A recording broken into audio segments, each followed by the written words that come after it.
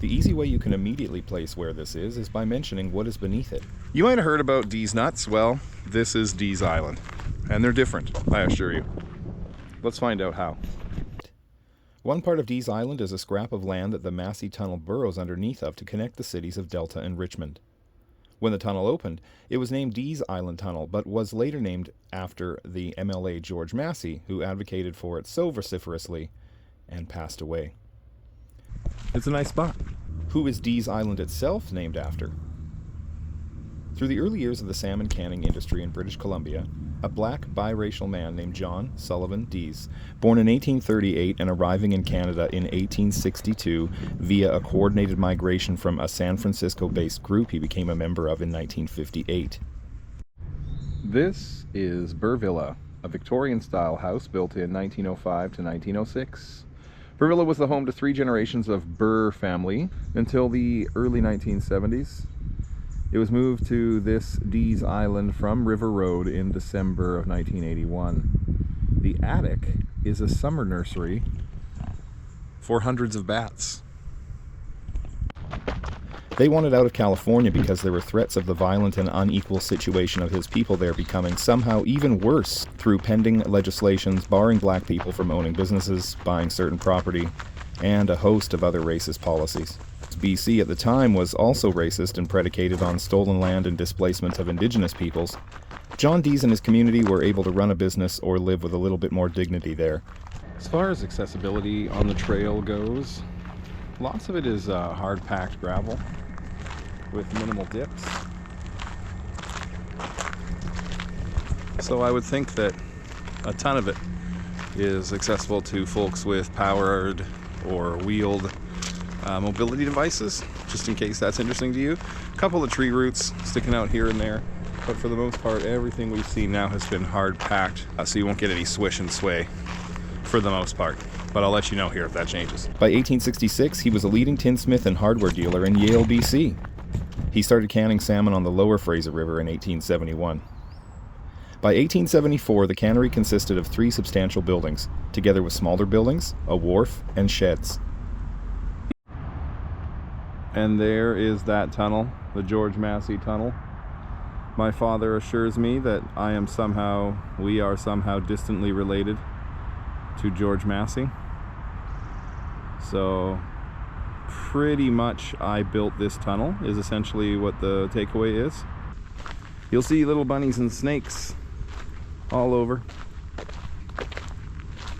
Little bunnies and snakes. Ashberry, rowanberry, mountain ash.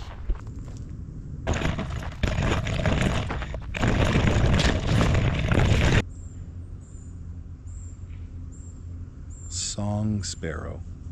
Sounds like he's playing bird death metal.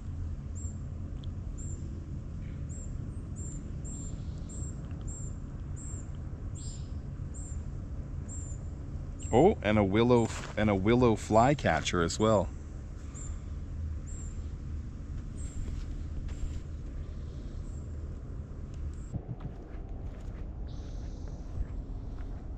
Deas had a few very successful years until a predicted boom on the salmon run combined with low startup costs for opening a cannery created a number of other canneries upstream and downstream of him. There goes C-SPAN's private ferry that is a hybrid electric. Yes.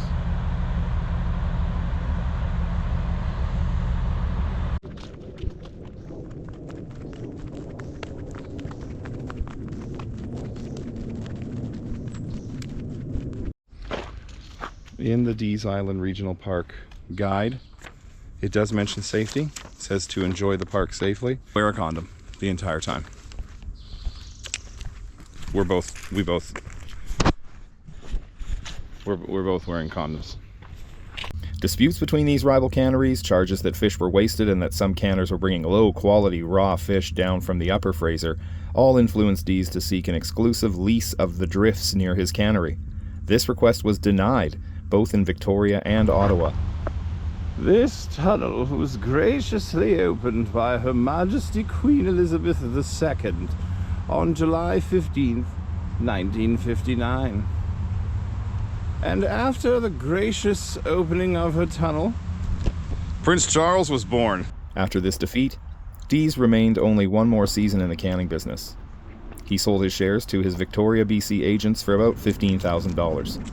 The modern purchasing power of that amount of money in 2024 is equivalent to about $550,000. Not too bad.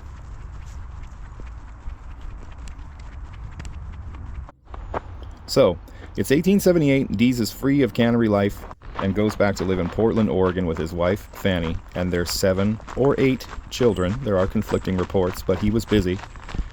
His health was poor, as tinsmithing was not a healthful occupation.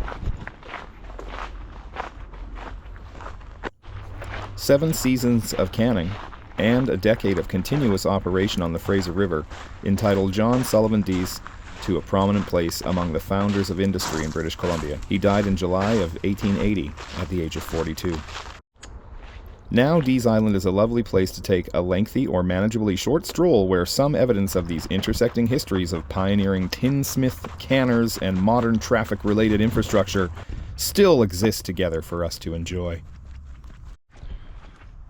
A beautiful walk. There are a number of spots here that I wish I brought bug spray, because the mosquitoes are a mosquitoing. One literally on the camera right there. Otherwise, incredible views, well worth it. Wildflowers, birds, lovely smells, people gently paddleboarding, all the good stuff. Deas Island, D-E-A-S Island. For Vegan Everywhere, I'm David. It's worth it. And lots of parking. And not too busy. You should check it out.